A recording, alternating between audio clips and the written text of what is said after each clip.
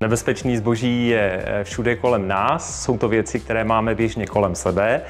Nejčastěji jsou to záležitosti napájené bateriovými zdroji, zejména litiovými, takže pokud posíláte notebook, mobil, tablet nebo něco dalšího, určitě to může být vnímáno jako nebezpečné zboží. Pokud máte nějakou látku doma, ať už je to parfém, sprej, můžete to balení otočit a na povrchu najít takzvané GHS piktogramy, které vás varují před nebezpečím pro spotřebitele, a tyto piktogramy jsou vám dobrým vodítkem k tomu, abyste se mohli domnívat, že záležitost může být nebezpečná i v dopravě.